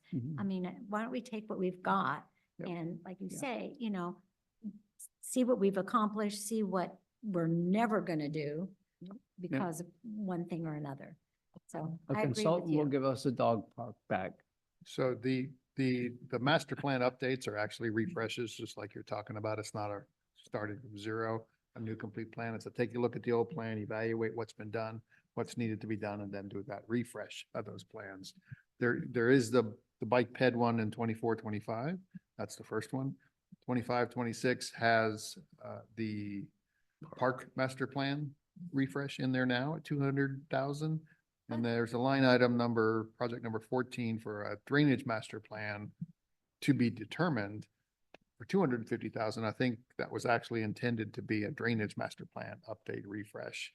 We're kind of in disagreement about that, but that's what it was intended to be for 250,000. So we did have one in each fiscal year. We can Wait, flip. is that drainage- it? Is that in the 26-27 year? 26-27. So we had one in each fiscal year. We can flip bike ped, or I'm sorry, we can flip park and drainage if that's the council's desire. I would actually encourage that because I think the council needs to flesh out some of its decision-making with respect to housing and how that impacts the park before you start to open up a whole park master plan conversation. Right, I can support that. okay. Can I make another comment? Oh. So on the park master plan, $1 million for the playground. Yes, you can spend $1 million. You can get one of these Magic Mountain ones. I know, Magical bridge. I brought that to George's attention one time. He told me not to bother. Don't want a magic. But, you know, when we put the $1 million in, because I was actually talking about that at that time, we need some playground stuff, but we also need to do the decomposed granite in the back behind the North Meadow, you know, where the roots keep popping up and make tripping hazards. And I brought all this stuff up last year, and it all got turned into a playground. We don't have $1 million to spend on a playground, and I'd hate to see the Park and Rec Committee think that they got $1 million to play with, because we're going to get a Magic Mountain, and they're great. But the county has one, and they have one down in Palo Alto, and they are over $1 million. And, you know, and they're big, absolutely big. You can go look at it. So I don't think that that's what we were thinking about when we said we need to get another playground, an extension. So that's my comment on that. I believe that $1 million is several things, including a playground. Thank you very much for Include the listening. bathrooms? Isn't that what it's No. now? $1 million is just the playground. No, it wasn't. And it's not just, it's not just, it's both there's two playgrounds, and it's both playgrounds. We've already And, fixed one. and I've looked at the proposals, and I don't know what your Magic Mountain might be, but the proposals that It's have come magical in bridge. are Hopefully we can basically fix. updates from what we have right now. And they're not an enormous improvement, although I think they are improvements. And I think it's gonna cost that much, and that's just what it costs. I do think that included in this is a add-on, which is the replacement of the bathrooms. And I think we need to replace the bathrooms. I think we essentially need to replicate bathrooms like we have at the Little League field, which are quite clean and useful Yeah. and easy to use. And there's absolutely no way they all cost $800,000. So I think the number that I've heard talked about for that is $400,000. That's what's been talked about at Park and Rec. And if there's an $800,000 cost, I mean, the Little League absolutely didn't cost $800,000 for those bathrooms. Yeah, but they were in an existing structure, but yes, I agree with you. It shouldn't be $800,000, but I Well, this disagree with isn't an you that when we did the existing structure, but $1 million, there's a it was all foundation. for the park So playground. there's the beginning. I mean, we're not talking about starting from zero. Yeah, I agree. I agree, but We're almost talking about starting from zero. What we're, like I say, I don't know if you want to get into the details right now, but Well, we're gonna Yeah. have to do something in Yeah. CIP, so. yeah, so the envisioning is basically to demolish what we have and replace it with a prefabricated bathroom. Either built and brought over or pre-designed, kind of almost off the shelf bathroom where they build it on site. And it's likely going to be that latter one because bringing in cranes and stuff into the park and trying to set it down is going to be difficult. The structure itself is probably about 500,000 or so. Then there's the site prep, utility work, and then we're gonna have to reconstruct the Sewer. the ejector pump system.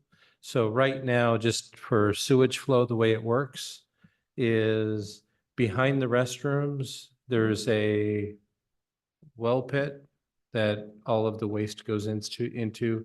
There's a grinder pump ejector that sends it off towards the pavilion. That pit also collects the stuff from the Little League bathroom, so that stuff is pumped over to the back of the playground bathrooms before it gets discharged. So we need to replace that system.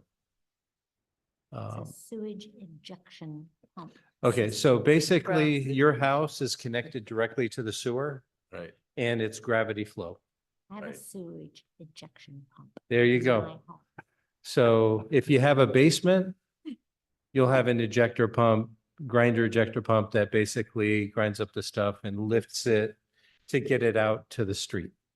And so because of the elevations of the bathrooms, it's not gravity flow to the sewer line. So we have to have a pump the system ejection system. to deal with that. So there are, I'm gonna say, there are some costs. The good news is we're not San Francisco. And so I don't know if you read all the stories about their Really? bathroom. Oh, yeah, backing up and it's floating in the. No, street. well, they had a new bathroom, They had their the $1 million, Oh, the $1 million bath. yeah. That was 3 million initially. And so that was a single stall. This is gonna be at least 2, right? This is gonna be Visitors. to be discussed by the Park and Rec Committee in terms of sizing, but Unisex. right now we're looking at least I think 3 per side. And Per then side. meaning, That's a lot. That's a lot of kids. no, well, right now there's 3 on the men's, meaning 2 urinals and a stall. Women's is 2 stalls. And so we can either leave it at that or we can't, we have to be even. So 3 stalls on the women's, 3 including urinal on the men, and then potentially a family bathroom so that little kids and parents can take the kids in and deal with them. We just couldn't expand on Jennings Pavilion somehow and people can walk, 100 yards? Little kids can't do that. Well, or if we did Too late by the time they say they non-gender need to go. bathrooms and we just It had is true. It's true. 2 or It's true. 3, that would be cheaper than that. I mean, The ins and outs of what the bathroom actually looked like would be delegated down to the Park and Rec Committee. We do have design of the restroom included in the design contract for the playground. So selection and all of that stuff will be covered. So what we're talking about is construction and construction management. If the council desires to replace the bathrooms at this time. you have to replace. We have Sorry, 15 have to. minutes left. So there's a spreadsheet of 24, 25 projects, the one that Rick was talking about early on, that lists them all out along with their numbers and the project. Talking about this? No, not that. I don't think we have time to go through the This spreadsheet. page Oh. 55. Description, right? Page 55. This is not a spreadsheet. Yeah, the ones you were holding up, Yeah. but Page starting at 55. 24, 25, page 55. Shows So from that list, going down that list quickly, we didn't make any changes to the bike ped one. Both of those stayed in. The Yep. El Camino Real drainage construction 2.75, that number's gonna drop to just be a design number that Robert will come up with. But that's already in the 23-24 budget. The Design, the the 200. 23, 24 is the conceptual, physical, actual design, project design for enough to go out to bid is what we'd be putting in that fiscal year. And then the actual construction cost would be in the next fiscal year. Okay. And that'll allow it to hopefully dovetail, as Robert mentioned, with the gap closure projects that we're getting some synergy on both of them. Are you saying the design is like 250? No, he'll come up with a number for that. It's probably But this 15, 2.75 is going. 20% of construction, who reducing. knows? My guess is that it's probably going to be the gap of what we're not having. I mean, it might be a little bit less, but it's probably going to be in the 300,000 to 400,000 300 to range. 400,000 range. Yeah. But we'll come up with a number and you'll see that when it comes back to you. Okay. The match from Anna Eshu's project, drainage inlet markers, those all stayed the same. The one Oh, wait, no, that 1.38 isn't the match. That's That's the the- amount that the federal He's. government seven- has The approved. 25 is the match. 725. So it should be 725. That's That's below. up above. That's up Yeah, above. that's up Is- above. He's still Oh, in that. I'm up going above. line by line, up above. Then the 10,000 for drainage inlet, that stays. The 1.38 stays. What is the 1.38? That's the the grant. actual. Issues. That's what? That's the actual Anna Eshu dollar figure. But that's revenue, not, That's It an gets ex- programmed to the project. It's a revenue to the town and then it's an expenditure in the I didn't CIP. see it in the revenue numbers. It is. It is? Mhm. You Yeah, said we that don't- with such certainty, Robert. Yeah, because I remember when we talked about it when we did the Yeah, so Put these are all put just those project in there, allocations. you And know. I'm looking at, we have major revenues on this spreadsheet. Yep, the line It number. shows all the revenues. I don't see where 1.38 is. Line 32. Line 32 is an expense. So, 32 is not a revenue. so again, this is not separated by the fund. There's another whole spreadsheet in your packet that shows Page revenues 52. to the CIP fund. And that'll, on this sheet here, Yeah. Page 52. that'll show the revenues into It's this one. It's in the this. CIP fund. But No, wait, not that but one. where, but no, but if it's revenue, it's got to be shown on this page. No, it doesn't, because that's just general fund. This is a revenue into the CIP fund. Okay. It's right here. Oh, okay, so there's money in the CIP fund we don't know anything about. We don't, No, it's just, it's a in and out. Just like Account those for the burgers. expenditure. We're getting hungry now. We have No, to that's pay $21 an hour. It's to account for the expenditure, the Yeah. 1.38. Yeah, we went over this 2 years ago or a year ago. So then the 350 for green infrastructure at Selby and Alameda de las Pulgas. The playground at $1 million. I Restrooms disagree at with- 800,000. No. I Jennings agree, I Pavilion, disagree flooring, with et that, cetera, and the I 150. would like to see that verified by looking back at the records, okay. okay? Because we didn't talk about $1 million playground. Well, It's always been $1 million. the actual You're- cost is actually going to become from market costs, and it could be even more than $1 million based on what they design. Yeah, but when we, Plug in it. It's $1 million. okay, but there were other Okay. projects that when we were talking about the money going into the park, there were other projects other than the ones you have listed here that are not being included. Are the DG pathways somewhere else in the budget? No. Well, they were brought up and we can go check the records. Do you want to add DG pathways to the CIP for 24, 25? Where?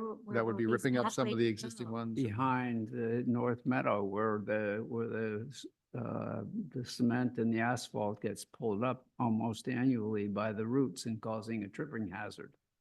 Well, just because you put DG on top of those routes it They're will, not going away and yeah, the I living hazards come understand, but back. it's gonna be better. That's why we also put it down in the front. Because We- because it was, the sidewalk was cracking because of those fir trees that are up front. If that's a project the council wants us to explore, we can come up with a number to do a certain Explore it. section. You want to explore the change? We can see what it, yeah, why don't you, I mean, Put we a- don't have we'll put a to number in there necessarily for it. approve it. You can bring it up. Yeah, that's the 150,000 150,000 number, and it's the Jennings Pavilion flooring. It's the Jennings Pavilion. It's flooring at the Jennings Pavilion, cosmetic improvements like new paint inside, lighting improvements, and then also the main house flooring. Those two lines. It's- But wait, it's you all- skipped the traffic safety improvement, No, Mm, I'm right, not- I don't right think- before the facility stuff. No, we're there on yet. park We're still on the master park plan. master plan line. So they skipped. Okay, Yeah. go ahead. So the Jennings Pavilion flooring is 150,000, and that's also the main house, also includes some spillover into the art center down below. You skipped. And All of that. yeah, and cosmetic improvements that Robert talked about. And then the road maintenance program, which is our annual allocation of 840 plus other gas tax monies and things like that. Additional funding for the ADLP project, which is that our match or portions of our match, or is that It's more money. more money? Okay. And then Well, the, wait, what's the 450,000?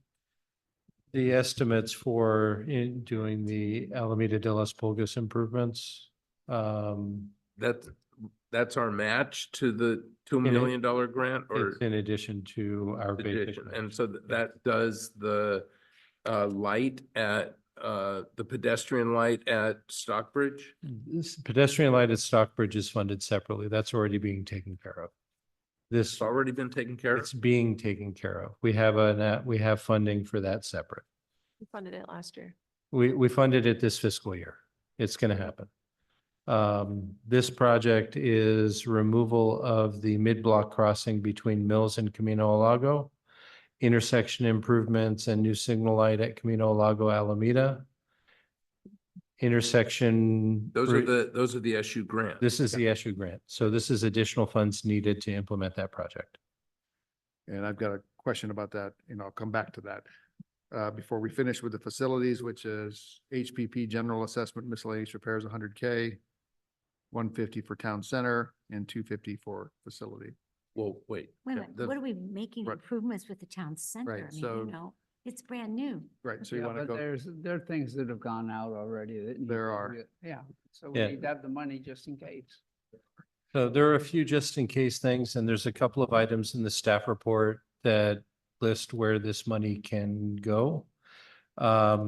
One item is providing for pedestrian crossing from the train track side towards the Civic Court Plaza, doing some adjustments to the walkway and getting crossing for pedestrians they out on this side. come over across from the Caltrain tracks, across the parking lot into the library area and need some pedestrian identification. So there's for that. parking there, Yeah. people are parking. there. So the other part is that mulch area between the end of the parking on the track side towards the courtyard. We could repave that and provide some additional parking. We need more Smart. parking, especially on idea. Tuesdays parking. and Good. Thursdays. Yeah, Yeah. so that, I say, when I, That also include the train museum? No. No, No. farther He's down. closer to the Courtyard. courtyard.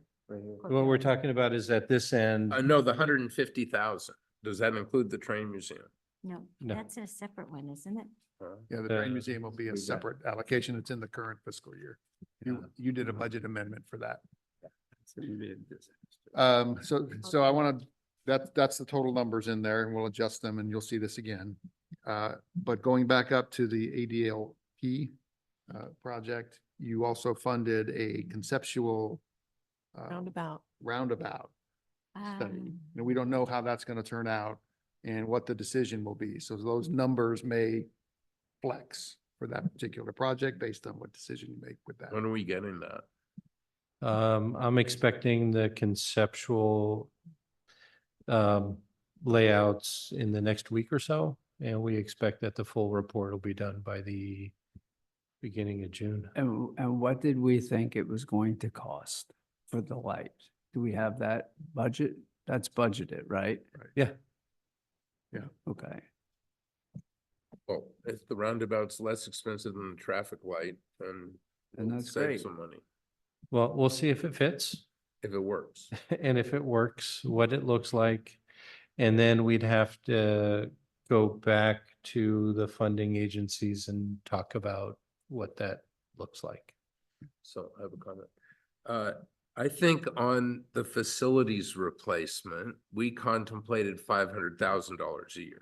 And that has now gotten broadened from facilities replacement to facilities replacement and improvements. Mhm. So there are now $250,000 worth of improvements to the park and the town center facilities. And that leaves the facilities replacement at $250,000. If we fund the facilities replacement at $250,000 a year and it requires $50 million, it will take us 200 years. I But- think that's ridiculous. Well, I think it's ridiculous that you feel that this council needs to allocate all the money, not only to build this facility, which we did because nobody allocated money for us, to pay for the next building. I think that the citizens in the next 50 years, when I won't be here, and I don't think any of you will be here, Rude. they're going to be having to pay something. It was the same as we paid for the OPEB. We paid for upgrading fixing the pension problem. We were handed a lot of problems by the previous, before any of us I don't council. disagree with you, but I think that we should allocate what would be projected to be half of the amount. And that would be the amount that we targeted when we agreed to it, which is $500,000 a year. That's what we should put into the building replacement. And in 50 years, we'd have $25 million, which would be probably less than half, but not too far from half of what it would cost to replace it. Well, I have something would to be- say. That would be a decent target. I hear you, but I disagree because I think we have other projects in the Vote on it. short term.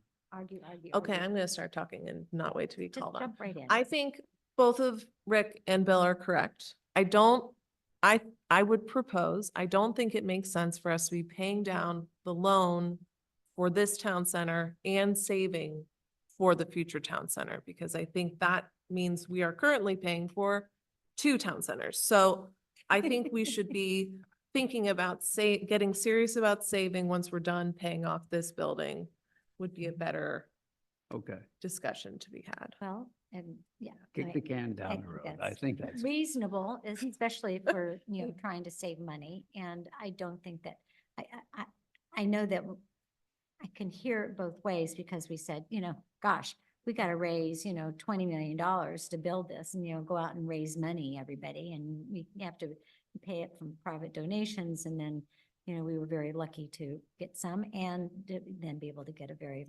low interest mortgage, which we will soon pay off. But that's a debt, and the other is like a savings going forward. And if we can take that savings going forward and multiply it by investing it into, interest bearing, I think it would grow better. But I would consider your proposition. Because I Well, think we've got what? I'd 4, like- 5 more Yeah, years. it's not that much time. Yeah. Personally, we're waiting for Mr. Polito's report. But I think the biggest problem that this town has in the future will be the pensions. And personally, I think it'd be more responsible to put additional money if we have done all the projects we want to get done We will never. into potentially going into there I have a lot of based on the projects. report. Now, I realize we had very bad timing on the last one, and if I had hindsight when we said we were going to do it, I would have said, no, let's not do it either. But that's the biggest issue that I think that the future has and that perhaps we could help with. That's something beyond our control. We're coming on 6 o'clock. Is there anything we can do to wrap up, or do you have what you need from us, or Wrap where are we? I have what, I think staff's got what we need from the council to make the changes and additions. We'll make those changes. This document, as you know, the CIP has to be approved by the planning commission, so this will be on their next agenda. They'll approve it. It'll come back to the council in the full budget format at the June study session. So that's when that's your next opportunity to make some massage changes to it. If anyone is interested in seeing how that spreadsheet works, which we're very proud of, by the way, we can do that one-on-one. You mean you're three-dimensional? Yes, yes, yes. A So lot of hard work. we spent 3 meetings on it last year. So Some Well, of we you- could always call a special meeting, couldn't we, Mayor? was today supposed to be Um, to set the priority of whether we agree with the priority of how the money's being spent? Do you Yes. feel that we got You got, everyone's I think we priority? got that for the current fiscal year and some of the next, but we were kind of looking for those out years. Yeah, so does that mean we need to have another meeting or? you No, think we're it doesn't. I think we can solve that problem next year. Okay, I have something to say about this meeting. Last year, we ran up against Park and Rec needing this room and had to cut our meeting short, and we're having this conversation again.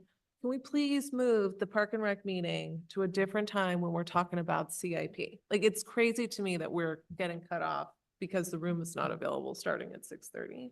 So that's my request. People, this is wild. to Study me. session. We can certainly. Well, we those could start an arrangements. hour Yeah. earlier. Start an hour early, do those Crazy. sorts of things. That would but be easy. These meetings are technically designed to be 2 hours and that's kind of, what This they is are. like, this is the big thing that we do. We pick how we're spending our money on big projects and we shouldn't be like rushing at the end because the Yeah. room isn't available. It's great. It's wow. I appreciate we shouldn't have marathons, but this one we should and get to- into to it. Rick's point, we Or can we start could early. have, a couple of smaller meetings, Yeah. digest of, Well, no, but that- I think the easy thing would be to start an hour earlier. Yeah, something. Let's just, Now, is the next meeting in June going to look at and the whole thing, including the update to this? Yes, is that also We gonna, should start that one at 3. okay. will we have the opportunity to discuss priorities at that one? Your June study session actually has a number of items on the agenda, so starting earlier would be good. But again, it's the full budget and you've seen it all Yeah. before. You had the operations budget, now you got the special funds. You provided comments. We'll make all those changes. The CIP is your big expenditure bucket and we'll make those changes here, but there really weren't a lot of them. And if you want to For the start next talking about year. priorities, I think We can do that. we can do that next year as part of a goals meeting or something like that. I'm fine with that. So before we leave, I have a question. So it was brought up in the course of our discussion of refreshing the master plans that we should have Park and Rec look at the master plan. And we, I think, have decided to put the master plan update out 2 years. Yes. So, is that something I should bring to Park and Rec, is to ask them to take a look at the master plan? that's free. Do you, She's in- they've got a couple of other things on their docket though, the pickleball final trial. Well, they've got survey. a number of things on there. Yeah, I mean, they're looking at this whole playground issue, which is a Right. really big issue for them. right. But that's okay. I mean, there's not urgency to get this Right. done. They So can you give them start, that longer but they timeline. can't even talk about it tonight because it's not on the agenda. Yeah, I'd say that probably beginning of you next say- fiscal year when their time is maybe a little Yeah. freer. Yeah, but I can just let them know. I know. I didn't want to do that without bringing it to the council. They mean at 6:30. 30. Anything else? You ready to adjourn? Okay. Bye, everyone. Thank you, Mona.